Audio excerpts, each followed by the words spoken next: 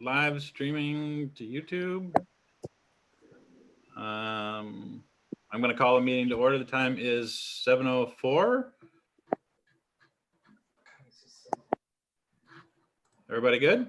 Yeah, Carolyn, we have your video on your computer too. Yeah, I know. I'm trying to get the voice in this one and the computer on that one. The Yep, face in that one. You got it. You're good. Yeah, you're good. We hear you and we see you. Okay, because I can't see hear you. You can't see any of us. I can only hear you over my phone. Okay. Huh. That's what I was trying to figure out, but Well, on the laptop in the Zoom window, can you switch your view in the top right corner? It should say either speaker view or gallery view. I don't think so. Top right corner. Of the Zoom app, the Zoom window. Should bring your mouse up to it. I don't have a mouse. I have a finger. Yeah, well, that's the same thing. Bring the little pointer thing up to the right corner and see if anything lights up. I got the gallery view. Yeah. Yeah, do that. Yeah. Okay. You see us all now? See us? Yep. Okay. There you All go. right.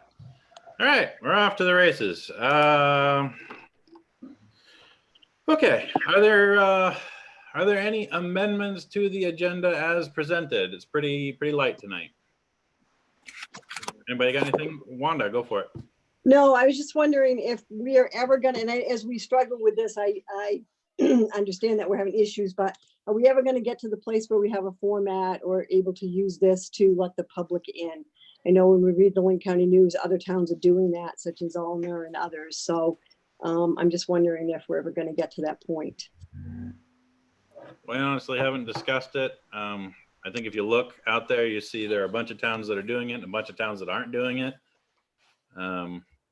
Those that have done it and gotten burned for various reasons. The law is that participants, residents, citizens at large have the right to watch, but there's nothing guaranteeing the right to participate. So as long as they can get to YouTube, which is honestly a heck of a lot easier to do since that's why we're doing the live stream, they can watch us there instead of trying to do all this connection stuff that we all go through, this rigmarole. Honestly, at the moment, I hadn't really thought about it any more than that. So no. Anybody else have any other thoughts? Not on that. Like, throw a couple things out there though. I think we're going to talk about the real estate we were talking about before all this happened and what we're doing with it, all the lovely properties we own. So I'd like to get that back on our agenda. Whether we ever talk to a real estate agent and whatever happened to the one that was with the real estate agent being sold. Well, just maybe some updates for that at our next meeting, John. And then land use ordinance. Me and John were talking a couple of times about this. About should we work with planning board to do a Zoom meeting so they can do their public hearing? Just things to throw on the table to think about. And then presentations are going to be hard. We were wondering if maybe we could do a video presentation, maybe get Ben, maybe you to draw up a nice PowerPoint and get maybe Wanda and Rem to throw a couple of names out there to kind of do it and put a video out explaining it. So we're kind of ahead of them, a little bit ahead of it, because I don't think we're coming out of the COVID thing and doing live things probably until July. Yeah. Yeah. So let's talk about the code. Let's talk about the code after we do the budget.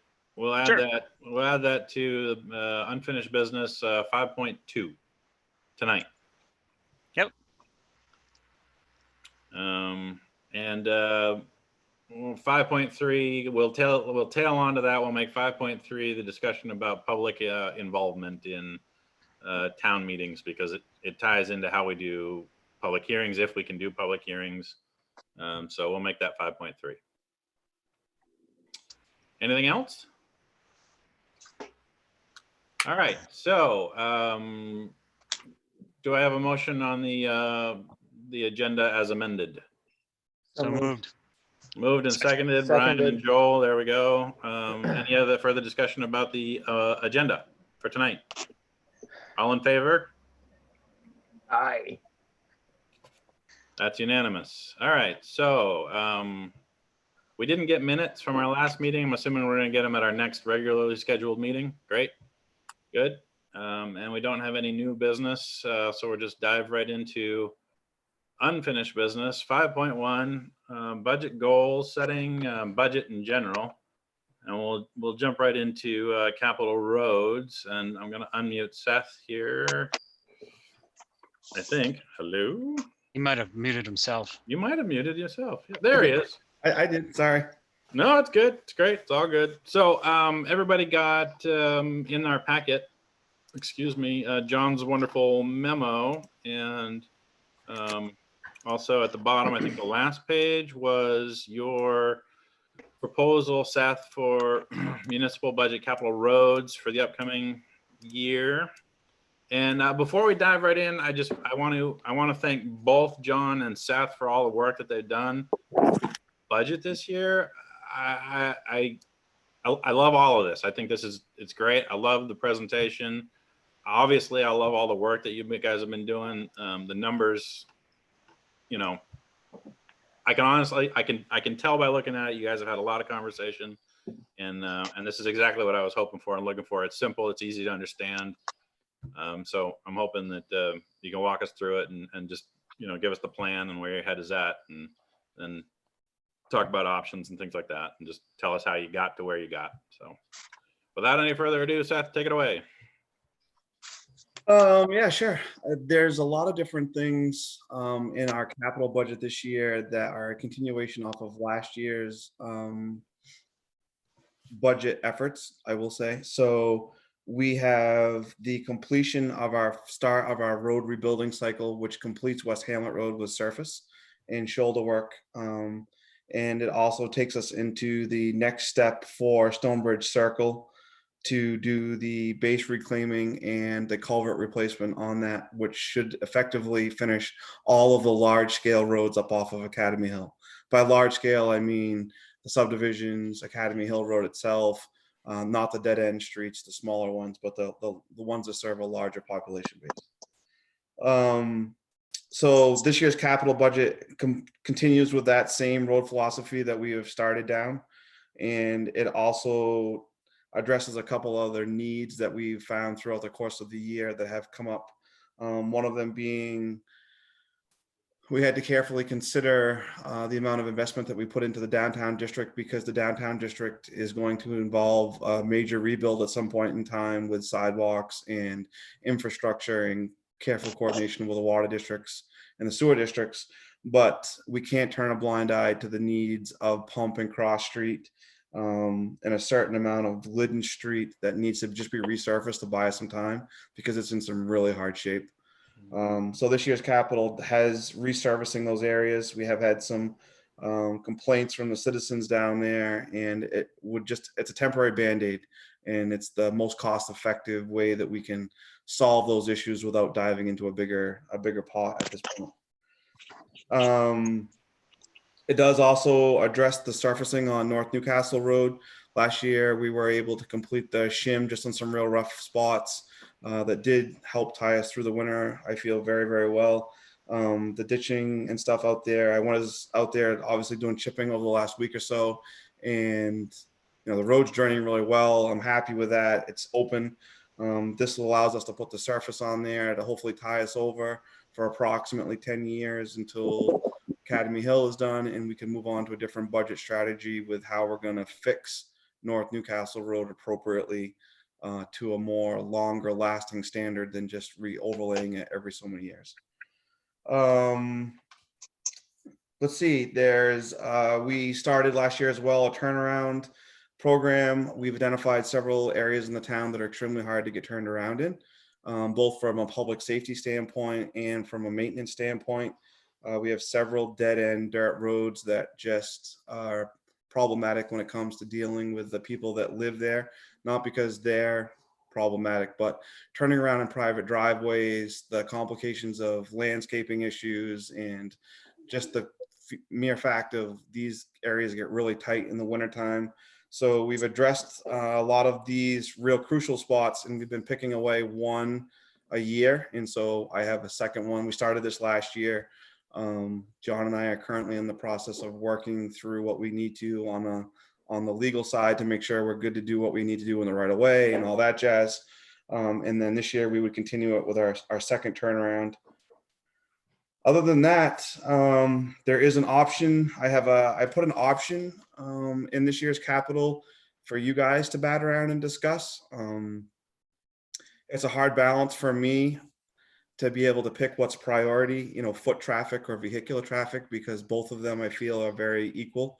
And where we have a very diverse town, as far as you have a quaint little downtown side and then you have a much more rural side to it as well, balancing both those needs are hard.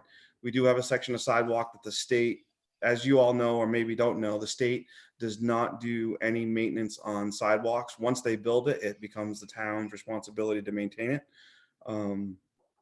Basically, their gift to us is, here you go, have at it. We built it, good luck, and let us know how you make out. So the section of sidewalk from around the park, where it starts at the park, up through in front of the church, where it intersects down with Lincoln Home, that section of sidewalk there is in really hard shape. And I can tell you that it is getting very, very difficult to perform maintenance on there because the asphalt is in such disrepair that you can't shovel it by hand. It's virtually impossible. We've had every year we have to go up through there and clean the lawns and stuff because the hot top is just failing to the point where we're ripping it up. And the curb reveal is very, very minimal as it comes down through where they've overlaid Business Route 1. So I've given an option to address the foot traffic needs of that section of sidewalk, knowing that it services Lincoln Home and it completes our sidewalk network on Main Street all the way up over Academy Hill. We would essentially have no more sidewalk issues for that main stretch, which I thought really rounded out that section of town very nicely and put a bow on it and basically completed it. So I threw that in there as an option, purely for the board's discussion and to see what you guys thought, because I thought that it was important to at least recognize that we do have some foot traffic needs as well as vehicular needs. All right. Thank you very much, Seth. This is great. That's good. I see some of John's notes down there at the bottom, but I'm gonna let John address those when he gets and presents the whole budget. He'll work through it, I think, and we'll come back around. Wanda, yeah, go ahead, Wanda. No, I have just a couple questions for Seth. First, on the West Hamlet Road, because I'm new to the board, but we're looking at over $96,000, and I thought that project was complete. It just seems like that's an awful lot of money for a project that I thought was complete. So that's why I'm asking the question. Yep, no, it's a valid question, and it's definitely worth going over this again, because I think that it's important for everybody to be very clear about this. The roads approach that we have for the roads program on the reconstruction basis is a 3-year approach. We started it last year and we were able to have a very minimal, I believe none, Ben, help me out, and John, please. I believe there was no impact actually to the taxes. We were able to jumpstart the program essentially by doing 2 of the 3 sections, if you will, in one budget year. So the way that the program works is the first year we trim the roads, get all the trees cut and make it ready. The second year we would reclaim and do the base pavement that allows all the trenches to settle out and make sure that we don't have any issues that need to be addressed before we put the final coat on. And the third year, we put the final coat on the wearing surface and the shoulders. So that's exactly what we have here. West Hamlet Road, we did all the tree work, got it all cut off, and the reclaiming and the base pavement, which was done last year. And this year, what you have here is just the surface and the shoulders, which now completes the road and wraps the package up complete for that road. So I guess I'm a little concerned that it seems like that's an incredible amount of money for a road that doesn't get a lot of traffic. But with that said, my other question is, I rode the Academy Hill Road quite a few times last week, and I rode Stonebridge Circle. And looking at those two roads, I'm not saying they don't need some work done to them, but I look at 215, the state road, I look at the North Newcastle Road, and those roads are in much worse shape than these ones that we're talking about kind of ripping up and redoing. And I'm just a little concerned. I mean, our economy is in the hole right now, and I know we have these big plans, but that's an awful lot of money that we're spending when, you know, we don't really know what's going to happen. And when I ride these roads, I mean, I'm no road expert. You are, Seth, so I'm not questioning your judgment. But to me, when I ride them, they look in pretty good shape to me. That, you know, a coat of tar a pavement may get us by for a few years, and maybe that's not the plan of the town. But I'm new to the board, so I just think we're in uncharted territory here right now with what's going to happen in the next few years. So. And I don't disagree with you, but I think it's important that we acknowledge the investment that the town has made, especially in a road like West Hamlet. Yes, it's not a through road, but there are a lot of folks that are on that road that do live there. We had great feedback from it last year from the folks that said that, you know, it's been, one guy came up to us and said there's been over 30 years and they haven't seen any work done like that on the road. We had several failing culverts, so I don't doubt it because they were in rough shape. But we only have 2 inches of hot top on that road. And we will lose the investment that we have done thus far without completing it. When we are typically paving a residential driveway, which only sees a couple of cars every day, we're typically putting 3 inches of hot top down. You only have 2 inches of hot top out there on that road right now. And our surface course that we have planned is 1.5 inches. So our road structures are based at 3.5 inches, which is as moderate of an approach as we can get when we're seeing some municipalities go even far better than that. So I'm trying to strike that balance with the budget. I can appreciate that. Academy Hill Road, it's only one section. I agree with you. We're not rebuilding the entire section, but that section in front of Sheila St. Cyrs this year really broke up and moved severely through that area.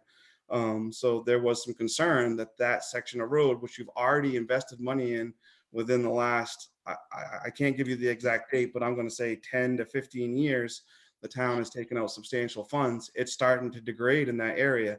If you let that go for longer than a couple of years, that section of road is just going to fail. I mean, it's already started to fail. So we're not planning to do the entire road. We're only planning to look at a 500-foot section to address those particular areas.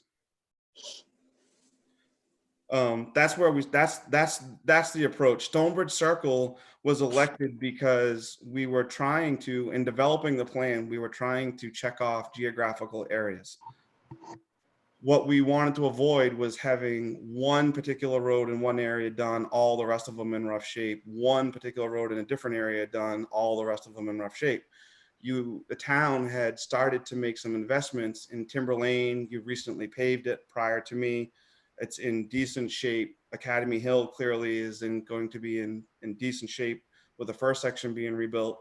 So Stonebridge Circle is the last major, East Oak County Road was recently paved, the entire paved section. Stonebridge Circle was the last one in the cycle to essentially complete that neighborhood so that we could then move out to Sheepshead Village for West Oak County Road, and then ultimately on to South Newcastle down on Station Road. North Newcastle Road, as we've had this discussion a bunch, is such a big elephant that we have tried to pick little pieces and effectively maximize what we could for investment without taking that big bite and actually fixing it right. So we did some additional drainage. This is the overlay portion. I agree with you that it's not 100% fixed, but it's what we can do with the budget money to stretch it to make it last as long as we can. You're looking at a substantial investment on that road that, quite frankly, we just can't afford right now.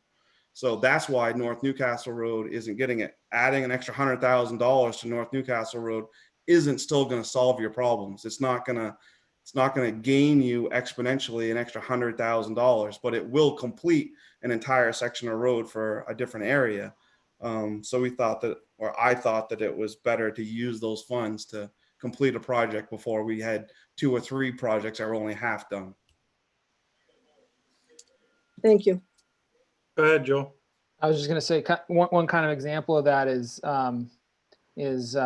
actually Cochrane Road. That was all redone. I don't know, maybe it was 10 years ago, less than 8 years ago, something like that. And that was all reclaimed, and then they put a layer of pavement on, but it's not a very thick layer of pavement, and the shoulder work was never really completed. And so all the edges are starting to break up.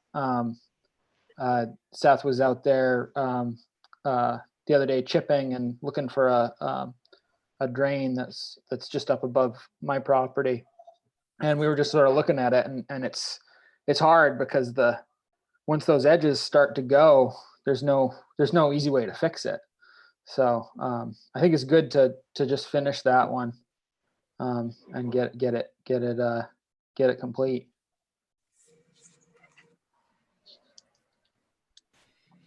Good, good. Carolyn, Brian, any questions, thoughts for Seth? No, this is a plan we started a year ago that we talked about, and I think we really need to continue. We've ignored our roads for years in town, and we can finally afford to do this stuff, and it's not affecting our tax base. So I think we keep moving forward. We can afford it, and I do agree with John when we get into that father about his comments on here, but I think I think we're going to stay on the road. We chose to run down and get this stuff done. And one of just for West Hamlet, there's 22 residents on West Hamlet, which I think is almost as many that are on North Newcastle Road. I understand North Newcastle Road's a through road, but we're still trying to serve all of our residents. So but we do definitely need to finish West Hamlet because we don't want it to deteriorate like Cochrane is now, because we never finished that. So. And I think it's also, it's important to sort of maybe reiterate why we adopted the approach that we have, that we started on last year with the new roads program. There's a whole bunch of goals that we're trying to accomplish at once. The first is to actually address the fact that we've got a very large amount of roads that have just not been maintained for years and years. The maintenance on it has just been deferred, not done for whatever reason. And that's left us with a huge burden, a burden so large, we just cannot afford to fix it all. And so what we've done is we started the wheel. Like Seth was describing, the wheel is this 3-year rotation where and I guess there's a fourth spoke to the wheel, which is after we're done, we keep an eye on those roads and we keep the water out. Water's the enemy. And that's why I was asking about crack sealing last week, like for Lynch Road and stuff. We want to protect the investment we put into those roads by keeping the water out of them. And if we can get on this cycle where we're spending a little bit more money on our roads every year, it's not a huge bill down the line. And it's exactly what we're facing with Academy Hill right now. Academy Hill, the section that we are spending all the money to rebuild, was never done correctly. It was patched, it was fixed. We still really don't know what we're going to find when we dig into that. We've tried to send, I understand, cameras down in there to try to find out where all those culverts and under drains and things like that go. And, it's 100 years of mess. And the water coming off Academy Hill has never effectively been solved. And we are paying for it now because we didn't want to pay for it then. And I would argue that it's costing us more to do it now than it would have if we'd done it right back then. And the same philosophy applies going forward. If we can do it right, and I'm not talking about Cadillac right, but I'm talking about doing it right. Now, that amount of investment now it should equal less money that has to be invested in the road over time. And I'm talking 30, 40 years. And that's sort of the philosophy I think that we started on with this wheel program. Correct me if I'm wrong, Seth. No, you're exactly right. I mean, Wanda, I appreciate it because I like it when people ride around because it's actually makes my job easier. The justification is so much easier because you get a chance to see what we see every day when we're, out there on the street. We just had a prime example of this on a small scale, but just a full-blown example so that you can real-time understand or see this. Kavanaugh Road just had there's only one house down in on Kavanaugh Road, it's still a town road. But the culvert down inside there decided to fail right in the middle of the road. So the people that were at the end were driving around on the shoulder and off. We had to replace the culvert. We replaced the culvert, but in the process of replacing the culvert, we had to go pick up the culvert that was previously installed that they never got rid of. They just left there on the side of the road, and the one prior to that. So you're paying now today for 2 times the replacement that happened that they could have easily just taken to the demolition before, but just decided never to do. And that's just a minor example, but it's that type of maintenance approach that we're seeing over and over again on some of these that is just absolutely killing us on the budget. So I'm trying to complete these things in full and then move them over onto the maintenance side of the budget. Like Ben said, we're allocating approximately $5,000 a year in crack filling so that in 2 years from now, while we're off rebuilding another road, West Hamlet Road can be crack filled. And we can keep that water out and we can try to preserve that and make that last, but it's a finished product and it's done. On North Newcastle Road, just to further, the thought process is West Hamlet Road may receive 3.5 inches of hot top. North Newcastle Road, you're absolutely correct, is a thorough road and much heavier traveled road. Even though we do have a weight restriction on it, that's a road that we may want to consider going to 4.5 inches worth of hot top to get that extra life, knowing that we do have some agricultural use out there, that we do have a couple of businesses out there, et cetera, et cetera. So that cost approach on tailoring it to each individual road is definitely something that we considered. And I tried to weigh that into our factoring in what the surface layer would be at 1.5 inches for 3.5 total inches to try to minimize the budget impact to the degree that I still felt the road was going to last and stand up for a period of time. So Seth, just one more question. So the Academy Hill Road project is like the 1.7 something million. So are we looking at more money next year to finish that, or is that a complete job when we're done this year? Yeah, great question. No, that project is different in the extent that that was a large capital project that included it included all 3 cogs of the wheel that I just described, that the town is taking one bite a year for 3 years, and it rolled it all into one. So that's base, surface, all the drainage, including sidewalk, all soup to nuts, 100% done all the way up through over the hill. There won't be any money needed on that road in the future besides crack filling. So in a couple of years, that will be one that we will definitely crack fill and try to keep up with that. The basins will be added back into our annual maintenance side for cleaning, and the striping will be added back into our maintenance side, our annual maintenance side for striping, just like we do every year. But there won't be any infrastructure or work needed on that section of Academy Hill Road. So wouldn't it make more sense as we move forward with these roads to do the complete road in a year so we know what the project cost and then be done with it? Maybe we do less projects, but we get them done and completed and then we just move on. You'd have to talk to John about that and the rest of the No, but I'm just wondering if, because I mean, you have to keep moving back in every year to finish it. And plus the town then, we never get the townspeople never get a true cost of what a project costs, like the West Hamlet Road. That was a huge project, cost a lot of money. And now we're looking at another 96,000, which I, as a taxpayer, didn't know that we had more work to do. I mean, I don't know. To me, it looks good.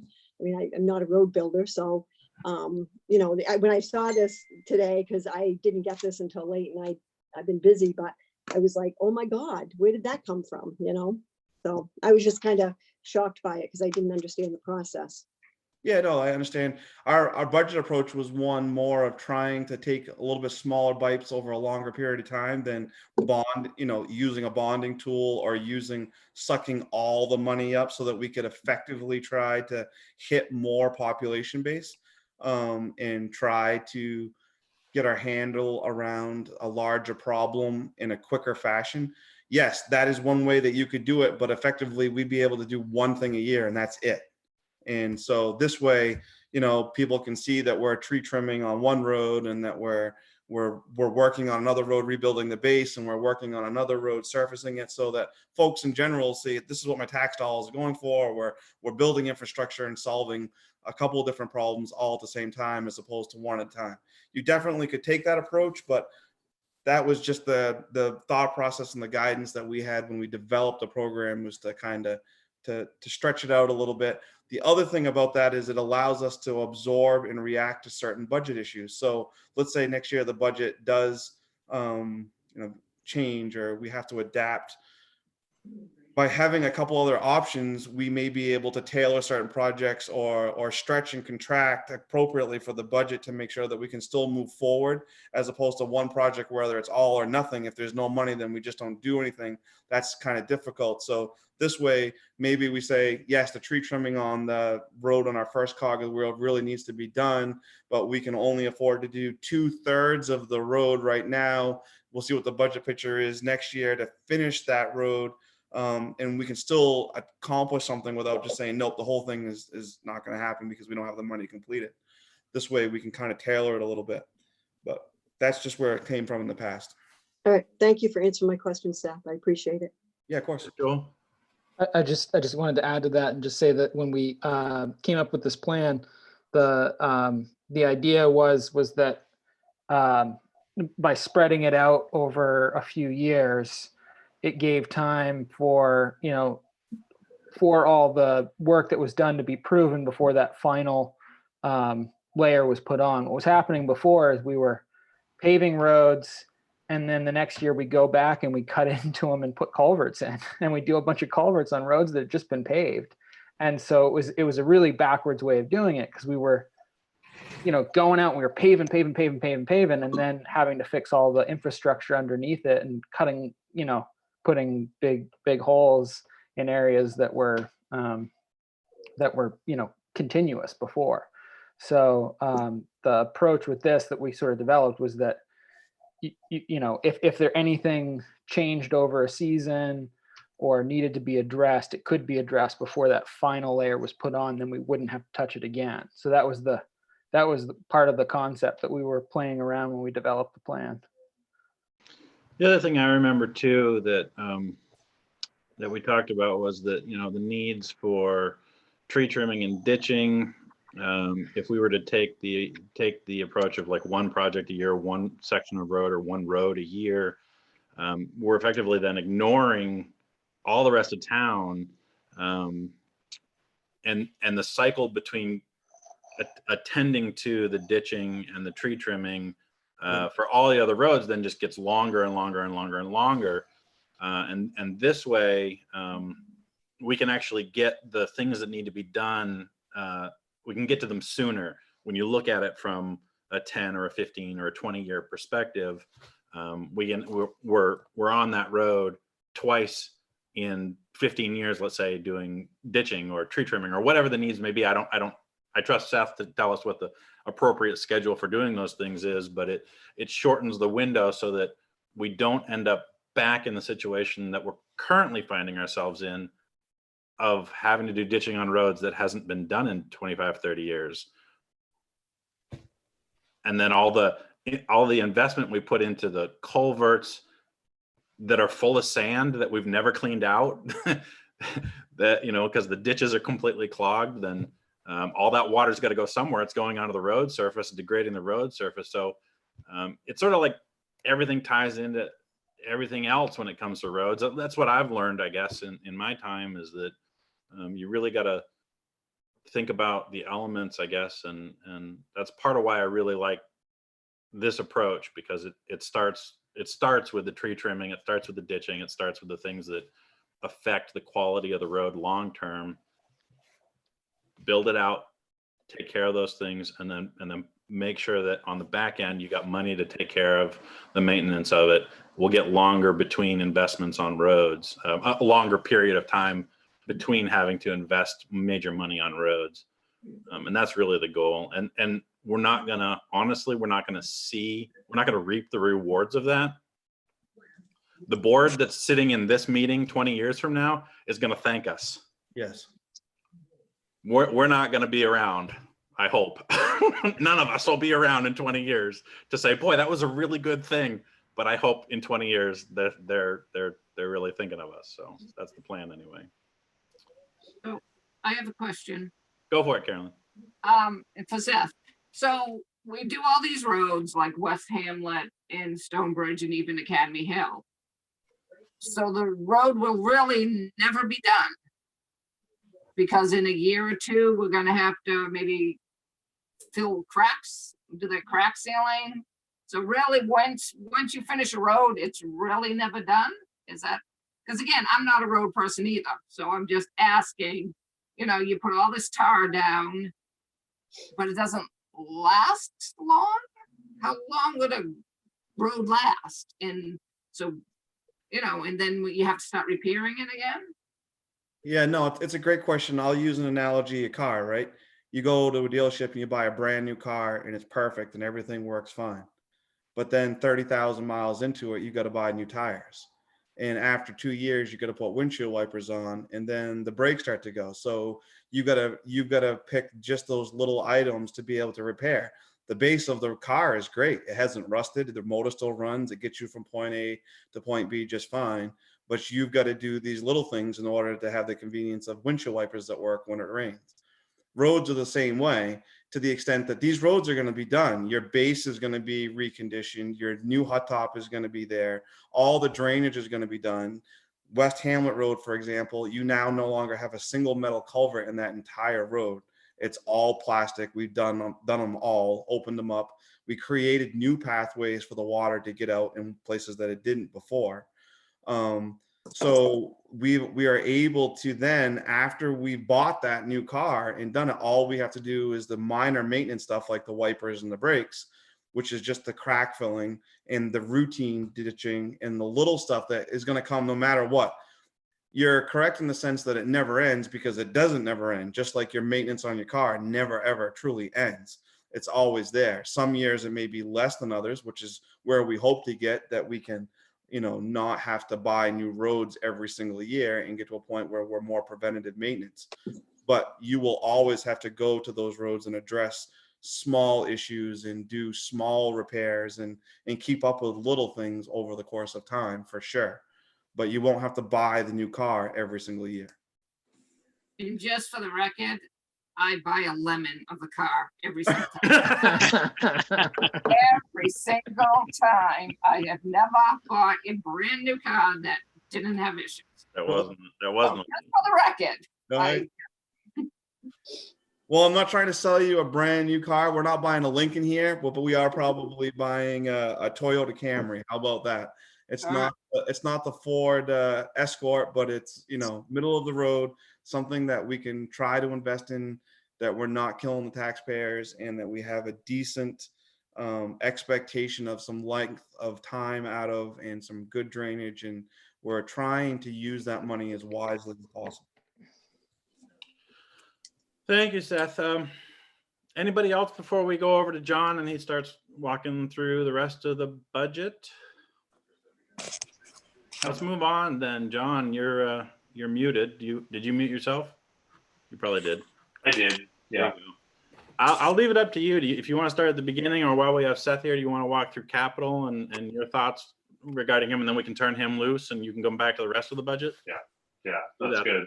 I'm going to share the screen here so everyone can look at what we've got. So there's been a little bit of a change between what I sent out and right now. Seth and I had a chance to chat today. Coming into the meeting, what's different? What are we doing?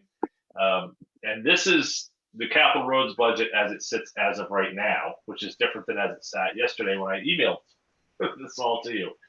The only difference is Academy Hill.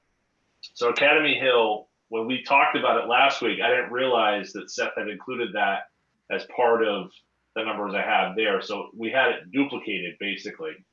Thanks to Seth, we took that out. So it's in the right spot now, which is not in this section. So what you're looking at on the screen right here is what we're talking about for this coming year, and what Seth has proposed. So Seth already talked about, what each item is. I don't need to go into depth with that. But let me talk about two particular pieces of this that I think in terms of what I put together for the memo for you and how it's impacted. The first one is the North Newcastle Road, which is the first line, the $200,000 savings for future road replacement, same as last year.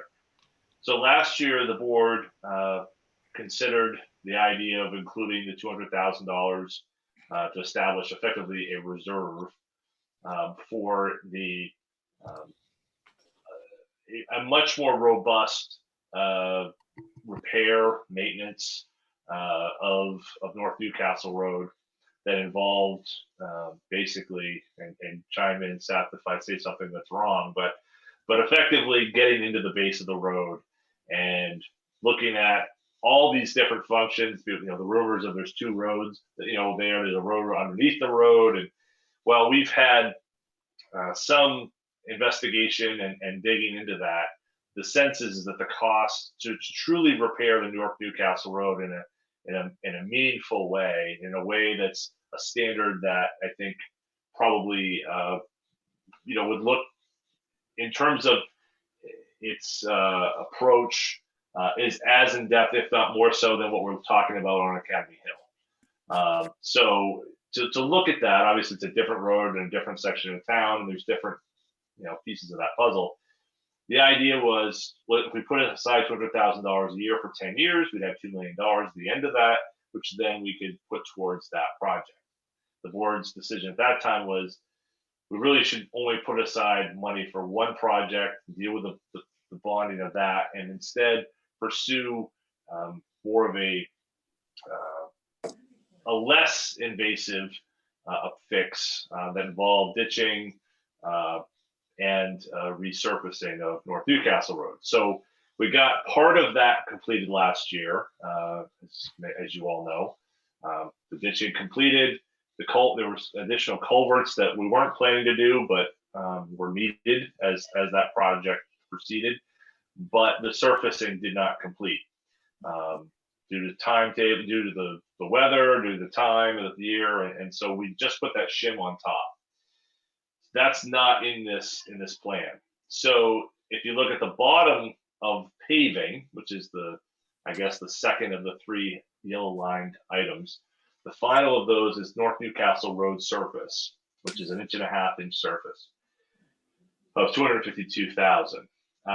So those two items, those two North Newcastle Road items, one, in terms of the budget that I prepared for you, I removed the $200,000 for savings for the reserve because, and of course, it's your budget, you can do with it whatever you need. But the sense was that the board had made a decision that they wished to wait, and also on putting the money aside and preferred to bond when the time came. And then secondly, the North Newcastle Road surface, that second section of paving, we have monies available in the reserve, largely left over due to not completing the project last spring. So this road's budget, as you see here, this is about the work to be completed, less so about what you need to raise for funds to pay for these projects. So when you look down at the bottom there, what I'm recommending, and you can see actually it still says the 584, which is the incorrect number. What I've done is the capital roads reserve, as you're kind of looking down here, is 251,715. That's as it sits as of today. If we cut the $200,000 for the reserve for North Newcastle Road, we cut the resurfacing because we have the money in the reserve above. That would allow us to only need to raise $546,354 for capital roads for FY21 from that budget. That would allow us to roughly be where we were roughly last year. Even though it says here total with options 998, 354.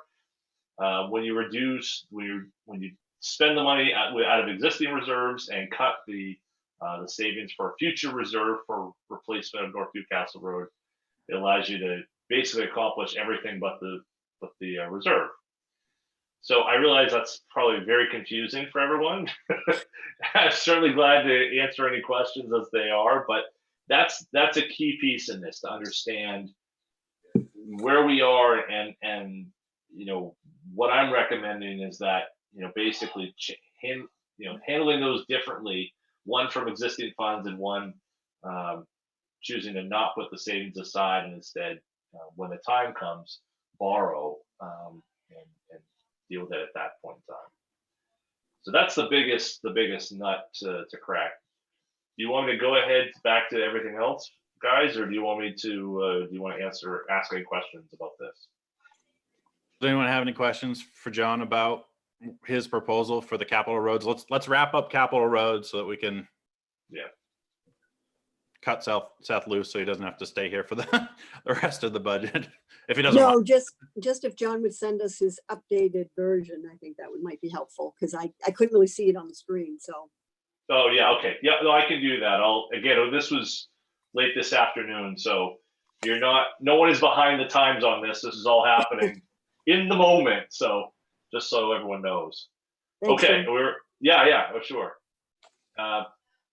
Yeah, all right, so I'll start off just by saying that at least in terms of the capital budget, I both support what the road commissioner has recommended that we do, but I also support your your recommendation to sort of find the balance and meet the goal that we gave you, which was to hold the mill rate. And I know you'll get to that in a minute, and this ties into that larger conversation. But from what I can see, just looking at this portion of it, you're right, and I think you said it really good just a second ago, which was we cut a couple of things, but then we can get what we need to get done, and we do it in such a way that we're not increasing taxes, and we keep that road project going that we started last year, which I feel is really important to do. And so it correct me if I'm wrong, but it sounds like a win-win. Other than we have to understand that by cutting the $200,000 for reserve for North Newcastle Road for the future, that we are buying into the idea a little bit that we're going to pay more for that road later than we will if we save for it now. And that's just a reality. Everything always costs more in the future. If we'd done it 10 years ago, it would have cost less 10 years ago than it would cost today. That's just the reality of life, of living, of the economy. So other than that, which, that's the balance we have to strike. I think it looks really good. Does anyone have anything else they want to say to John or Seth regarding the capital roads budget before we dive into the rest? Oh, good with it. Okay. I'm seeing thumbs up. Okay. All right. Good. All right. So this is the wrong one. So I'm getting out of that. Don't worry. Okay. So Before you start, Yeah. John, I just want to know, Wanda, you said you can't see this, and Wanda, you're also on a small screen. Can you not see it when they share screen? Yeah, I just the size of it just wasn't, I couldn't read it real well, that's all. I can see this. You can see I this. can see this. It's just with all the numbers and the colors, and I just couldn't see the last one. I can see this fine. Carolyn, can you see this? Oh yeah, I can see this one, and I had copied, but yeah, I think it was the coloring of the other one that was hard to read. Okay, all right. This one's black and white, and you can read it much better than almost the colored one. Great. Okay. Seth, if you're more than happy to stick around if you want to, pay attention if you want, unless you have something else you want to add. Otherwise, you're free to go. Are you sure? Yeah, I mean, I don't need, I don't want to, if I can be of assistance, I'll be of assistance. I'm here for you guys. So you tell me if you'd like me to stay, I'll stay. If not, I'm going to go get dinner. Yeah. I think you did a great job explaining what your proposal is. And I think you and John, it sounds like you guys have had a lot of conversation. At this point, I'm happy with where we are and what you've given us and the explanation you provided. Anyone else have any? Nope. anything, Seth? Go eat your dinner, man. Go. Yeah, go have dinner. I'm just an Get email ready for away. the snow. Yeah, oh, yeah. Right. Thanks, Joe. Right. I'm just an email away. So if you guys have any questions whatsoever, please don't hesitate. I'll be more than happy to get back to you and answer anything that you have for questions, or obviously through John, whatever you need. But don't hesitate whatsoever. I would like to just real quick. I know you guys are in the budget, but I just want to try to keep you guys abreast on Academy Hill. We're probably going to be pushed back a little bit. We're going to lose all week this week, I think, to rain down here on Bristol Road. So we're probably going to slide back just a little bit. The utility companies are still marking some of their stuff up there as well. They're trying to get a good handle. Ben's assumption of there's some things in the ground there that are a little shaky is spot on 100%, and they're still trying to track a couple of their locations, so they can use a little bit of time. I'm not saying that we're postponing this for years. I'm just talking probably about a week, maybe 2 weeks or so, but I'll keep you in the loop as to where we go and how we're going. The rest of the catch basins have started to be delivered. We're looking for a load of curb coming as well. So things are still moving forward. I don't want that to be, any type of rumor to start with that whatsoever, but we are a little bit behind down there, and this weather this week is just looking really wet and crappy all week. So I just don't know how much we're going to be able to get where I want to be this week. So if you don't see an excavator there within the 1st of May, it's definitely coming really quick. It's just hold on with us for a few more days. Thank you. Appreciate the update, Seth. All right, guys. Take it easy, man. Have a great night. Thanks, Seth. You too. Okay, Seth. Thank you. Thank you. Thank you, Seth. All right, All John, right. you're up. Okay, so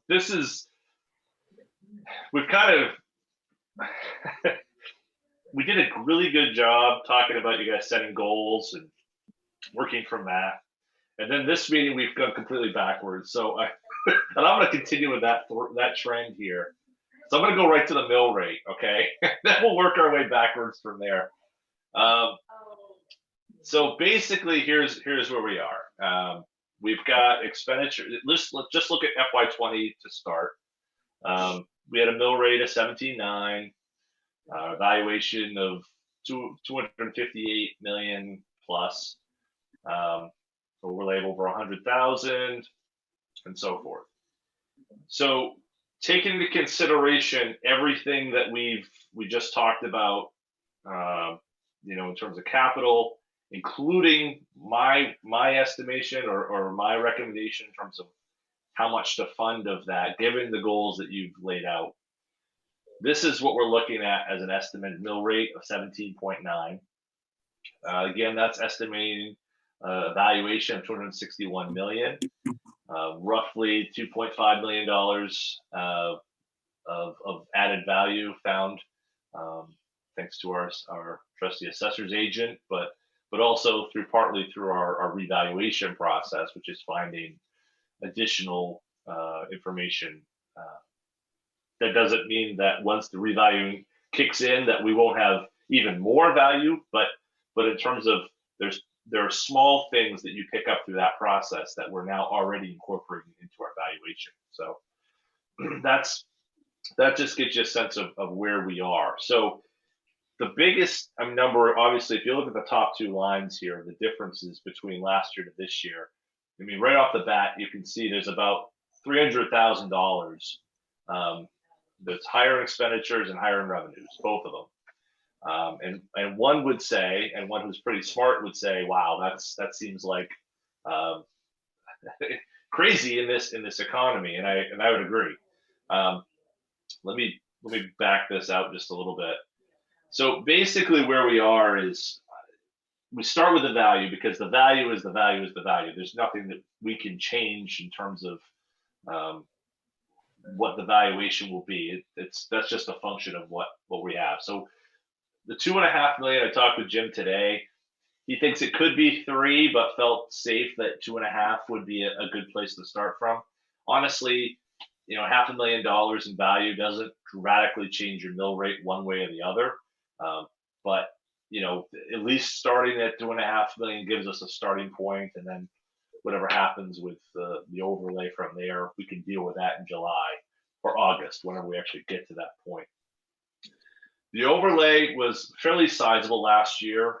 That was largely due to some uncertainty in terms of projects and what's starting, and also a desire to maintain a stable mill rate. This year, I'm recommending we have an overlay that's much more common in terms of the size relative to the size of our overall valuation. Basically, your mill rate is a rounding error, and it's what you use to pay for your abatements. I don't foresee any abatements outside of $17,000, and that's including the fact that we are exempting the Lincoln Academy dorms. So that's we should not see large abatements for the next year. That obviously will change when the reval kicks in. So revenues is probably where all this balances, and $225,000 of revenues, of those additional revenues, are coming from fund balance. So I'm suggesting that we use from our unassigned fund balance $225,000 to balance the budget. We have just over $1.6 million in our fund balance, and $700,000 of that is recommended by our auditors as the amount that we shouldn't touch for events really such as the one we're living in. And that if we stop receiving any revenues for 2 months, do we have the ability to operate without having to borrow? We not only have 2 months, we have another $900,000 on top of those 2 months. So at some point in time, you as a town have to consider what can you use your fund balance to accomplish. And usually they cover capital needs, they cover cutting your mill rate, or they cover funding reserves. Those are really the 3 main areas that towns can use to use fund balance to impact its budget. So what I'm suggesting is you use that 225 to maintain your road plan, but also to hit all of the other items that we talked about over the last couple of weeks. Salary increases for employees, the software, the new website, a contract for a new town manager, whoever that might be, and also basically maintaining what we've done as a town government.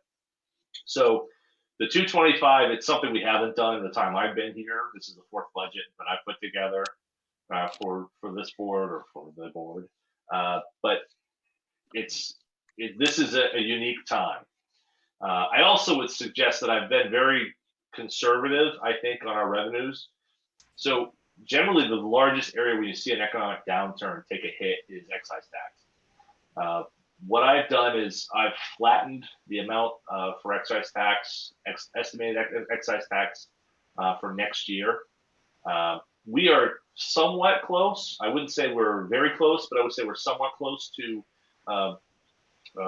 meeting the budgeted goals for this year already, even though we missed the last and best 2 months of the excise tax year, which are usually May and June.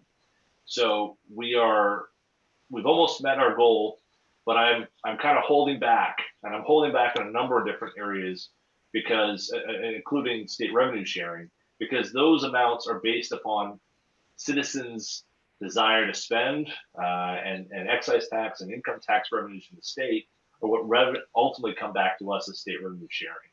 So I'm pulling back on that. The schools, on the other hand, is a set amount. So the state money for the subsidy that we receive, that we then, it offsets the amount we pay out towards Lincoln Academy and all our secondary students. That money's set. So there's no flexibility in that. However, unfortunately, the revenue sharing is. So we have to be a bit more cautious there, a bit more cautious with excise tax. But the revenues are money we have in the bank, we will have in the bank, and we have a substantial amount beyond that number.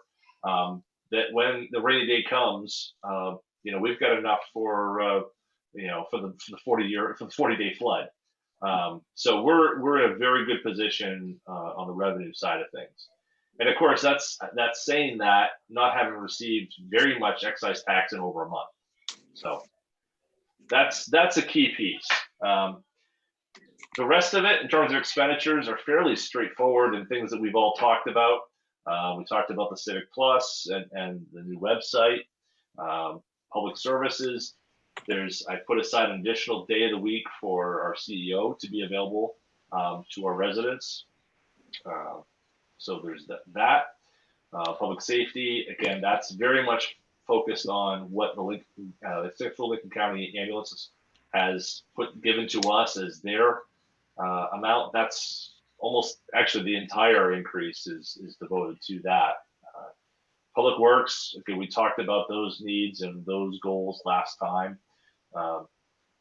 The budget looks differently than it has in the past, but there's a little bit more specificity in terms of labor, materials, and so forth. So that helps us to really delineate where the costs are going. And additionally, and going with the capital planning, I've asked Seth to put together a periodic, at least monthly update through the building season, so that way I can give it to you, where projects are going, when projects are starting, where we are on various projects, just so that there's a little bit more dialogue from us, from the staff to you, so that you're able to follow along where we are. Because I think, last season things got a little bit fast and busy, and I don't think we really had a great kind of give and take in terms of the board being up to date on some of that. So that's something we've talked about, and I think I'm looking forward to moving there. Moving forward to reserves, and this is something we're going to need to talk about, I think, in a little bit more depth, is the municipal building. There will need to be some fixes to the town office building, modifications for the post-COVID world, or the during COVID world, I suppose, to modify how we operate and how we are working as a staff, how the board meets. Concurrently with that, though, we need to talk about the building itself, and are we taking care of that building? What are the needs of that building? The time I've been there, we haven't done a great job of getting that assessment. I know Joel looked at it and put together some work and some numbers. Joel and I talked, and I put what I think is a modest amount of $225,000 in that reserve. That doesn't hit everything. That was basically a number built around some exterior work that is needed, but something that we need to talk about in a bigger sense. And I won't get into that too deep right now, because I just want to kind of get through everything, and maybe we can circle back to this after. Debt services, obviously, the biggest thing is the first thrust of what's going on with Academy Hill project. This will change greatly in the FY22 budget. So unfortunately, that's the lowest number you're going to see for quite a while, at least 10 years. Education, we're still waiting on the GSB budget, but we have the secondary budget that's locked in and ready to go. As I said, we have the subsidy numbers, so we know where education fits in the puzzle, and same with county. So that's where we come up with this number. So not everybody fits on the same page, but basically, when you come around to here, you come up with a difference of once you include those expenditures and revenues, you're coming up with a differential of $59,000 from FY20 to FY21. That's a little bit less than that now, because of this was the pre Seth and I have a chance to look at that Academy Hill piece. So this number is a little bit higher that you see on the screen than what the actual budget I'm working from right now says. I believe it's a 0.5 increase rather than a 1.3% increase. So, so that's where we are. It's, as I said, a lot of it goes back to the use of that fund balance to sustain, the plan and the projects that you've laid out in terms of your goal. If you want to change your goal, you can change your goal. If you want to change the number, you want to change it. But basically, to meet the needs of the road system and those other, operational based goals you had, and to meet the needs of trying to keep a flat mill rate in all this that's going on, the only way you can do that, from my estimation, is to take that 225,000 out of fund balance to meet the gap. So that's where we are. So I'd answer any questions. here all week. So just to summarize, because you said it, could you scroll down to the second to last page there again, just where it says the 1.3% increase? Mm-hmm. You just said, you went over it quickly because this isn't the right number, but you just said that you've put together a budget for us that goes up 0.5% over last year's budget. Yeah, 0.5%. Here, let me stop this, and you can look at the live spreadsheet I've got here. Hang on. So yeah, 21,000. Everyone can see that, and I don't know if I can zoom in anymore, but I'll try. And 21,457.27 Yep. for 0.5% increase. Right.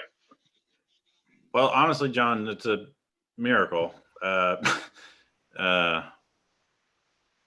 Yeah, I mean, this is a great budget, in my opinion. I mean, from when I looked at it, when you initially sent it to us, you met exactly the goal that we asked you to meet, which was and I love the table at the beginning, which lays it all out. And I think, honestly, for the first time in my entire selectman career, which is not all that long, however, we've never married the two concepts during budget season of valuation to mill rate impact and total budget dollars and valuation of town. In my opinion, those are the numbers that I pay attention to.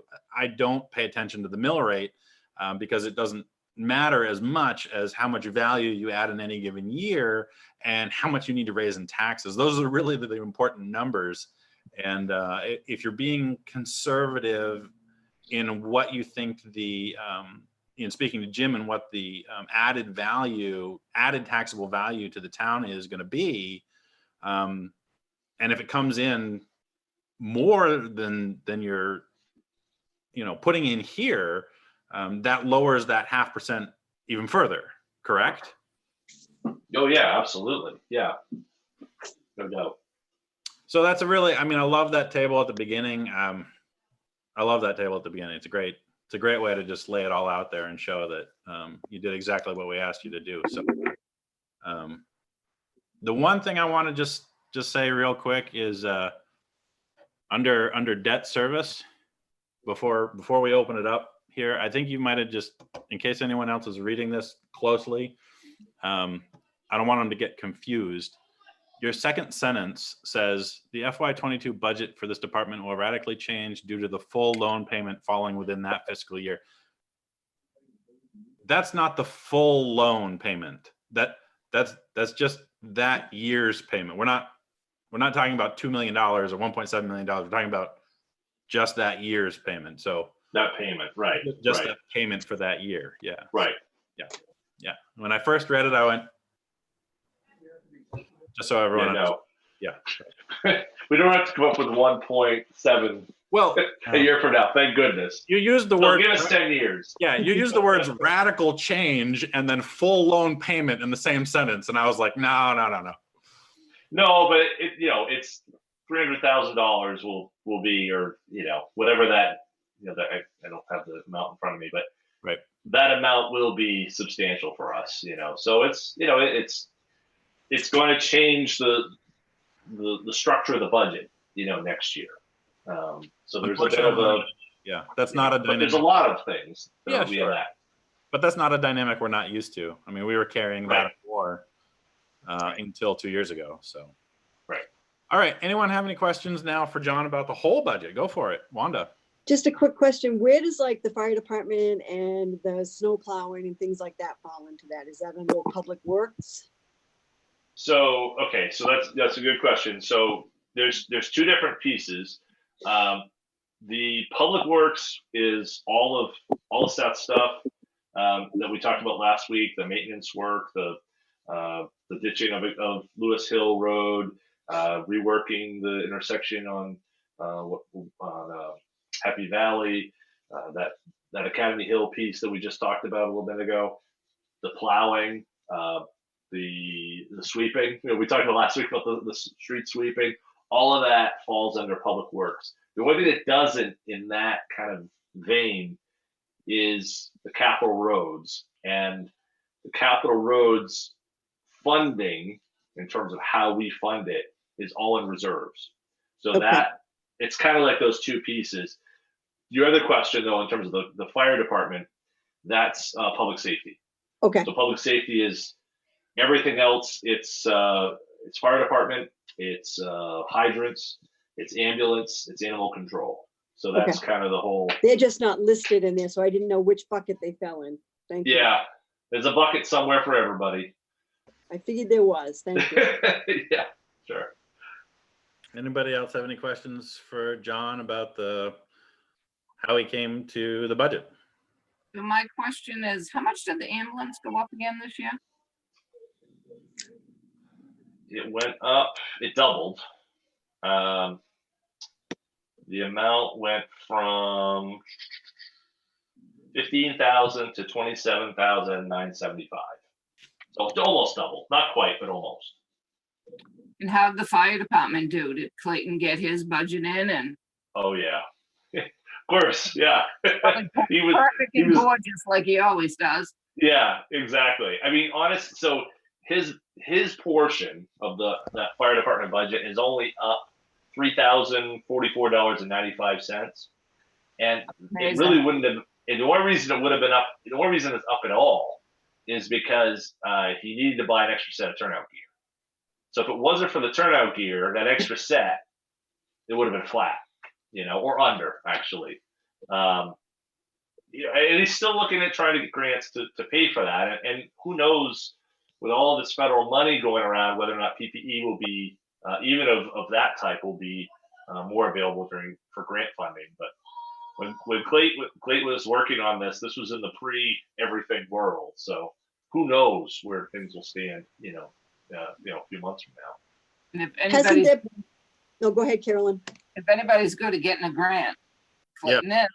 Yep. Yeah. He's the king. Yep, absolutely. He's the king. Go ahead, Wanda. I thought somewhere back a while ago, we talked about there was a need for a new fire truck somewhere in the future. Is that a few years off? Yes. I mean, he's still, speaking of grant funding, that's another one that he's had 2 grant requests in for the last several years, and he gets closer and closer and closer every year to receiving those grant funds. This year he went to, the 11th hour on it. I mean, it was really, I really thought he was going to come in someday in September and just be like, okay, we got it, let's go. Unfortunately it didn't happen, but yeah, he's been pursuing grant funding for that truck. But we're, I think, 2 years out right now from that truck. I could be wrong, but I thought it was 2023, but Yeah, the truck is engine 5s in 1995. So yeah. So usually try to go over 30 years, because once they go over 30 years, we lose all our insurance rating and everything. So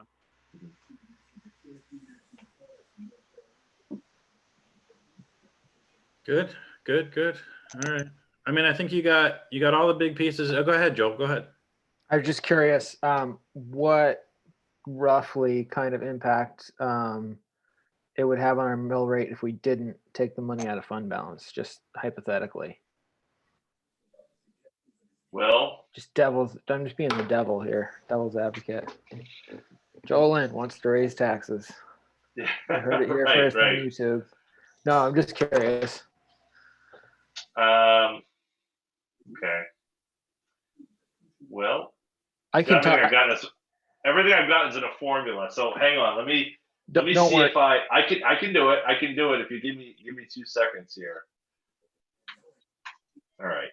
So if we didn't take money out of fund balance, $17 flat. No, go the other way. Go the other way. I'm sorry. Add would be it'd be 1880. Yeah. Okay. Yep. So you're talking, So you're talking about 90 cents. Right. Uh-huh. So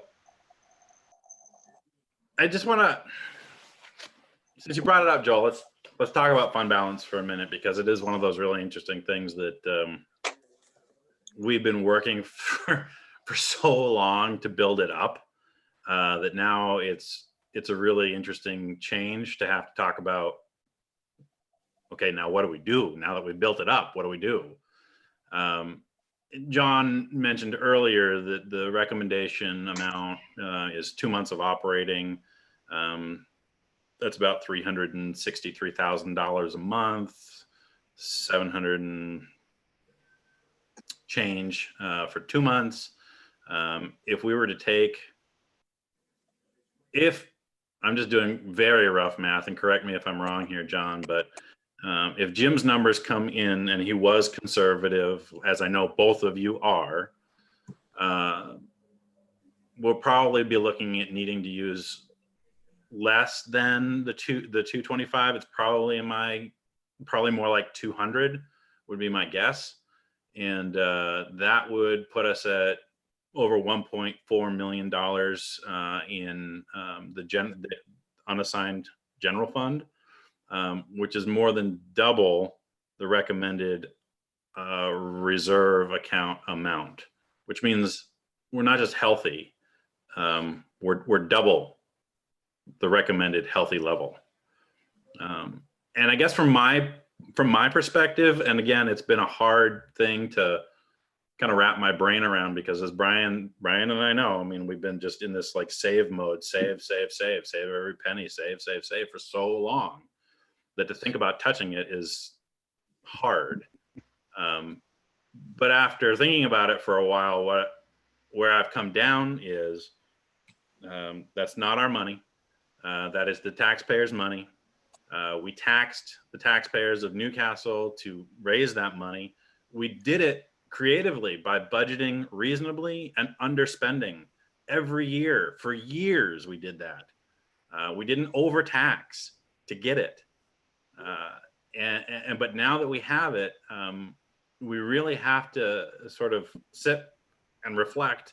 And where I come down is the taxpayers, myself included, expect us to do something with that money, not just sit on it. It's not there to just sit on.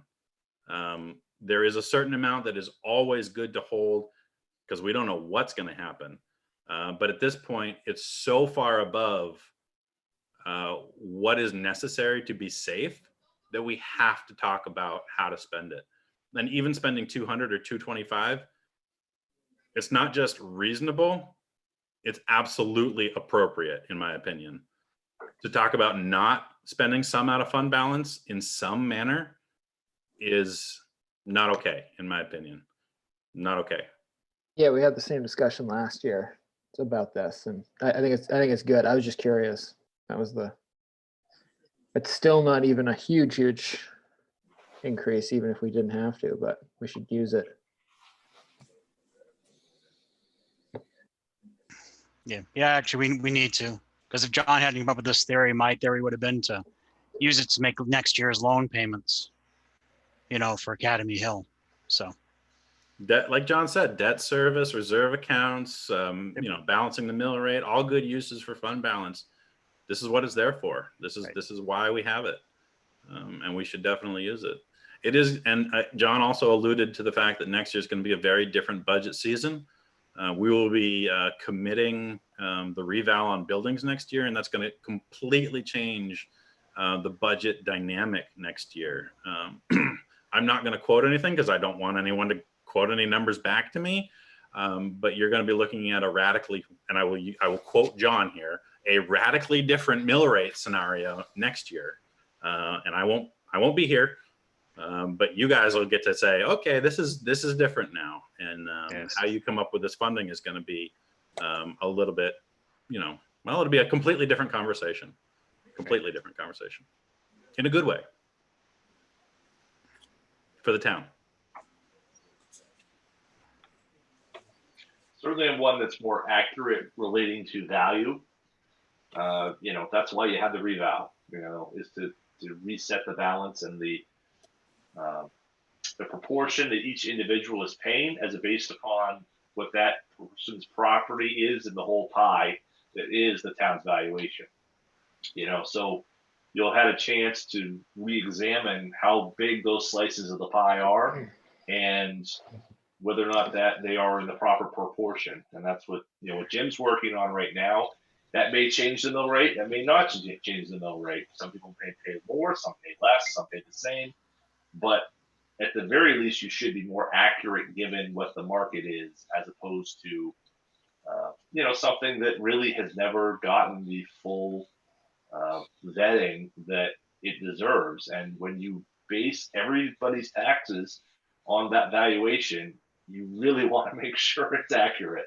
And the fact that we haven't been able to do that is problematic. But hopefully, as you said, if we'll be changing that kind of conversation next year. We'll have that bond payment to deal with, and then we'll put the pieces together. In the meantime, we can get a lot of work done. We can accomplish some of the goals that you've set forth in the budget, and hopefully a year from now we're able to maybe take a couple other steps in a different direction, looking at where we're headed. So that's the goal. That's why we all do this. So if you're ready to move on, though, I do want to talk a bit about the town office, if this is the right time. Not sure if you want to go there now or Well, so more on the budget. I'd like to focus, I guess, more on the overall budget and whether or not we as a board are happy with meeting the goal that we gave you. Okay. We're not approving the budget right now anyway. My hope and my plan was that everyone would have it for the next 2 weeks, could review it, have conversations with you, questions, get a lot of the backstory. Other people have asked me questions about line items of the budget, and I say, there's a story behind every single line item of the budget, and sometimes they take a long time to explain. And it's worth knowing all of that, but we don't necessarily need to eat up selectmen meeting time to do it. So that's why I would encourage everybody to, if you don't already know the stories, talk to John, get the stories, talk about the numbers, and we'll come back and we'll talk about approving the whole budget at a future meeting. We absolutely don't have to do it tonight. So that being said, if there's a larger conversation you want to start about the town buildings, I don't know if it's more appropriate to have it now or to have it next meeting. Well, the only problem is that there are some decisions, I think, as a town. I mean, there's things that we need to do, and we need to probably get started on before, if your next meeting is, I think, due to be, I want to say the 11th of May. I could have the date completely wrong, but the first couple weeks of May here, a couple weeks away. I think there's some steps we need to take. It appears the governor is going to extend her stay-at-home order. How long, we don't know. I don't know through the month or not through the month, but if there's some, some shields that we've talked about, trying to put some stuff up around the counter and so forth. So in that, getting the ball rolling on some of that, we can have a separate agenda item if that makes sense. Maybe that's a separate item to discuss, but I'm just hoping to kind of get the ball rolling on some of that. There's two buckets here that I see. One is money that we need to spend to get the town office ready for when we reopen the doors, that's going to fall within our current budget cycle. Right. Then that's one bucket. The second bucket is money that we need to put into maintaining the building next year, whether that's Yep. exterior work, whether that's reconfiguring the interior of the town office in some way that makes more sense, both for public safety, but also usability. That's a different Okay. conversation than what needs to happen in the next month. Yeah. Needs Okay. to happen in the next month needs to be spent now. Right. And we can talk about those needs now if we want to. I think that's appropriate. Unless you think we really need to talk about the larger goals, I'd say let's do it in 2 weeks for next budget. Let me Unless, yeah, go ahead, Joel. let me just give a quick overview on a couple building things, just so that when people are reviewing the nuts and bolts and they look at that, just to kind of explain the reserve number of 25,000. Just because I'm here, we're all here, it'll be easier, I think. Sure. So we were just looking at a couple of things for maintenance for the building, and I've just been noticing, it's been degrading over several years. There's a lot of rotted trim, the siding's got it, everything's kind of got issues. So that 25,000 is kind of a stopgap measure. So that's fixing the visible rotten trim and putting some lipstick on it, painting it, caulking some stuff. And that's all that 25,000 is sort of buying us in that building.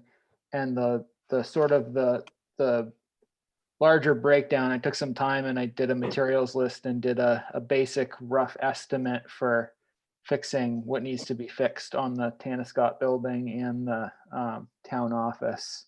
And we're kind of in the realm of 250,000. So I'm just throwing that out there as just something to think about as we're looking at this, just so that it's not, people aren't thinking 25,000 is going to fix the town office. That's fixing the immediate problems without knowing at all what's deeper and underlying. And we're looking at a building that's 12 years old. So that's where I'm at with it. That's why I just wanted to bring it up.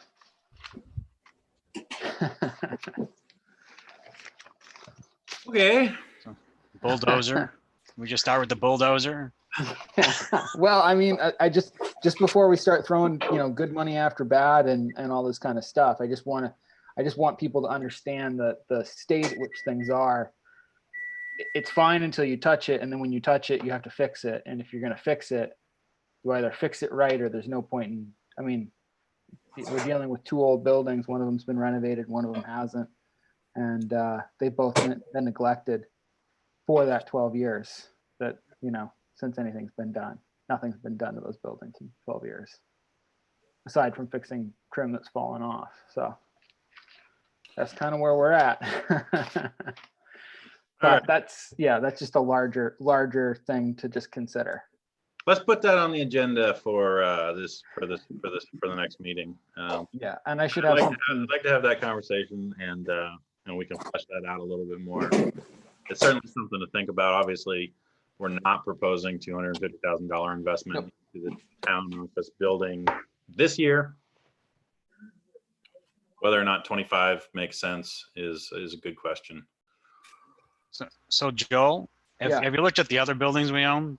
Both fire stations, Harriet Bird?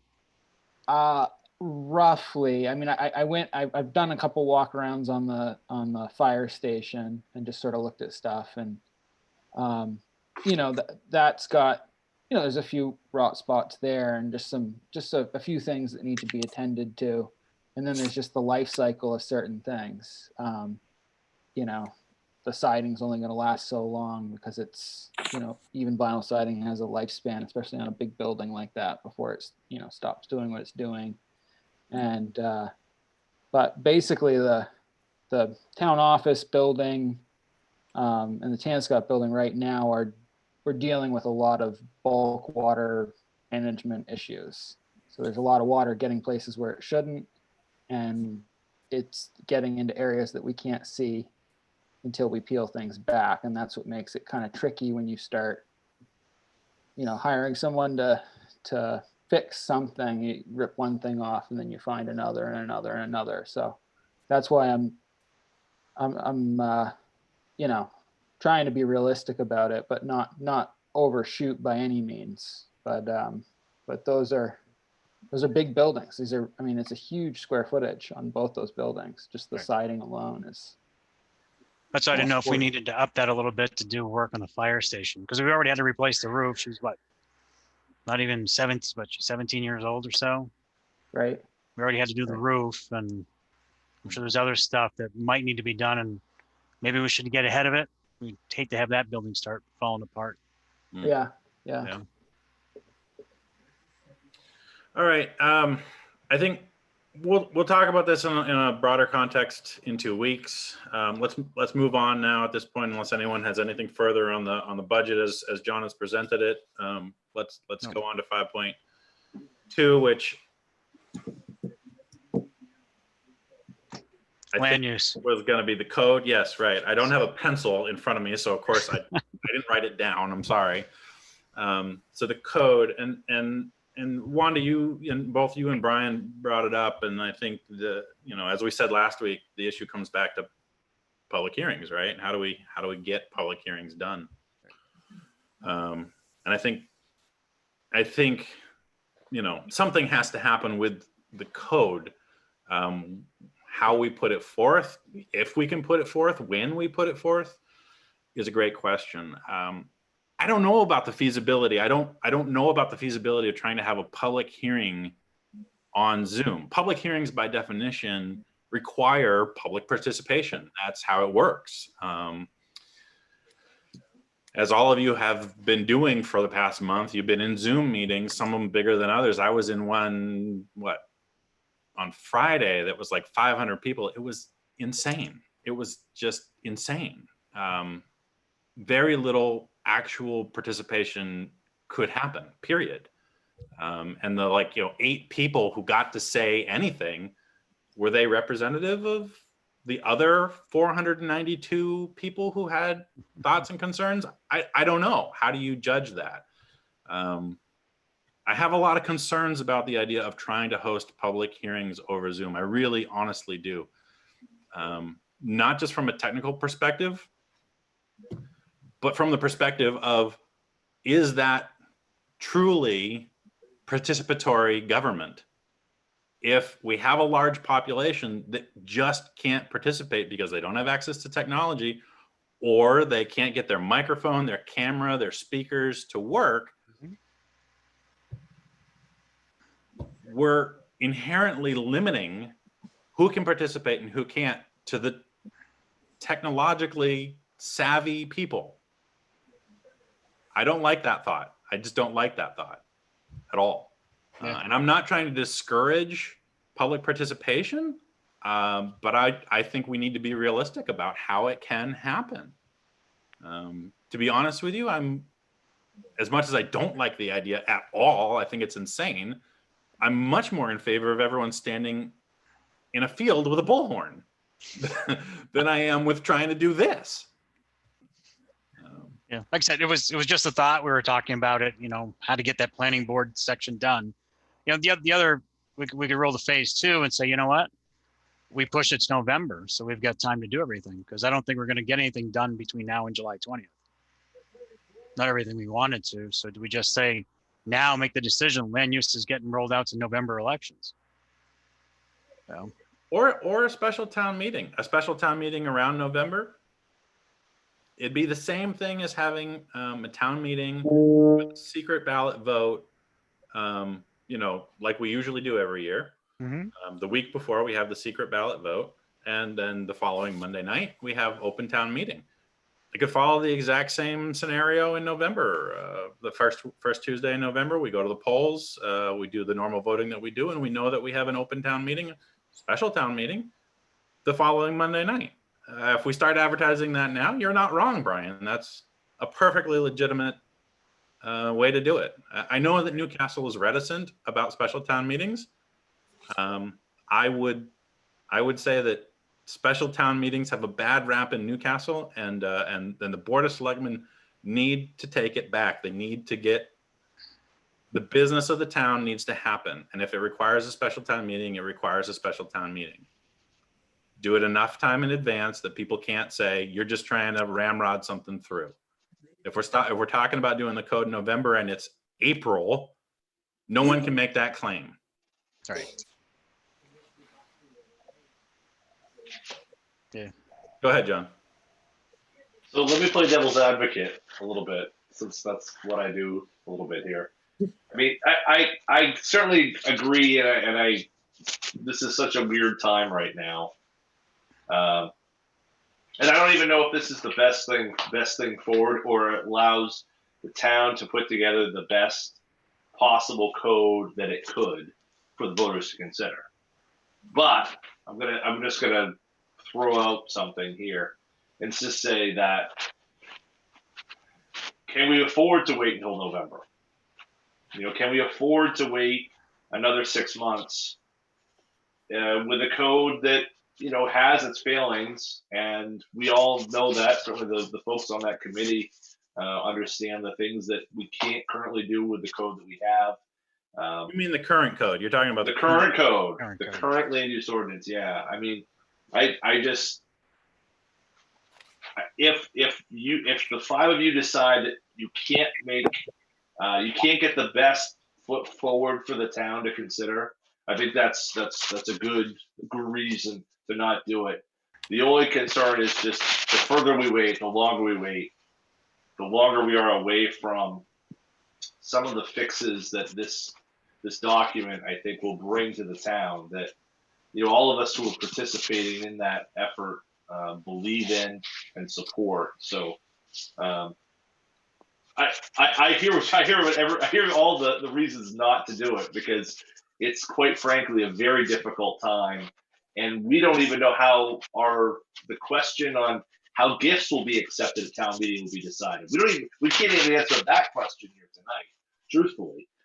But you're right. I mean, at some point, maybe you do say, okay, we're just going to move to November. Maybe that's a safer place to be. I'm not sure, but it's a really unfortunate timing, not just for whether or not you think it's a good idea or a bad idea to do the code, but it doesn't give anyone the opportunity to learn about what it really is, pro or con. And that's really what's unfortunate about all of this. And if there's ways in which we can get that message out there, great. If there's ways that we can work on the code now, great. But it's hard to do that stuff via Zoom. It really is.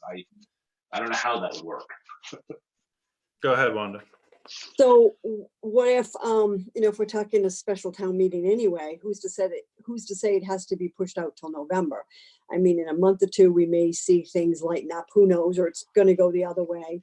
But who's to say, you know, as long as we're a couple of months out and things look like they're getting better, that we could move forward and have it, you know, maybe a special meeting in August or, you know, September. Why do we have to say we have to push it out till November? Just because that's like an election time. But if we're talking about a special town meeting anyway, let's just keep it on the docket and keep working on it. And when we see the world opening up, you know, we jump on it and we make a plan, and we go from there. Just a thought. Yeah, that makes sense to me, Wanda. I was just thinking November because it's our next election. The polls are open, you know. But I agree. If we can do it sooner, if we can get out there and do the, you know, the dog and pony shows we're talking about and get that done, and so people are on board and understand it. Yeah, I'd be good with doing it on July 20th, town meeting. But I just don't think we've got, you know, what, 50, 55 days. That's not gonna happen. Yeah, so. Go ahead, Joel, and then Wanda. So I guess the question I have is the hesitation meeting the requirement of the planning board meeting, or is it more outreach? Is that the people's hesitation with moving forward on? I'll answer that. For me, it's literally how do you get the public to engage in a public hearing setting. It's not about the outreach. That could roll out literally any time. Yeah. I'm not worried about that part of it at all. I'm more worried about how do we get together and talk? How do we get together and vote? I mean, those are still completely unanswered questions. Go ahead, Wanda. No, I was just thinking if we could get the town, when we get the town hall open, you know, we could move forward with the big map and the posters and the information and have it there.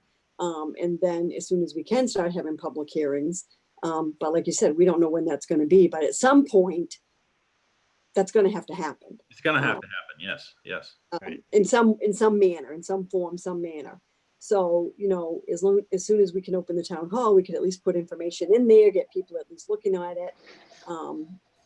You know, and encourage them to go to the website and look and ask questions and call us who, you know, we could list the numbers of the people that are on the committee, contact information that they could call with questions. But I think, you know, we got to start somewhere and then move forward when we can. So, Joel, just a quick second here. I'm hearing a little bit of consensus, and I just want to summarize.